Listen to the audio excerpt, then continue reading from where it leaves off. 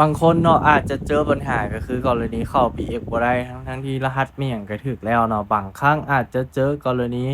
กราฟบักบ่กราฟมันบ่ตรงบ่สาเหตุมันเกิดจากหยังแล้วก็เราจะแก้ไขแนวใดได้แน่เนาะเดี๋ยวติดตามวิดีโอนี้ได้เลย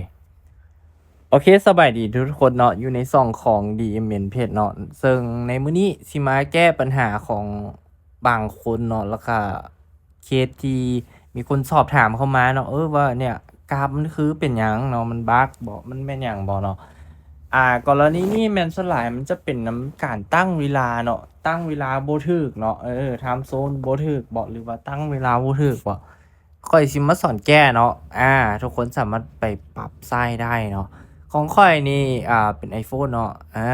ไปปรับเวลาเนาะก็คือเราต้องไปตั้งค่าเวลาให้มันเป็นไทม์โซนอัตโนมัติแล้วก็เวลานี้ต้องตั้งให้มันถูกเนาะของไผเป็นโทรศัพท์แอนดรอย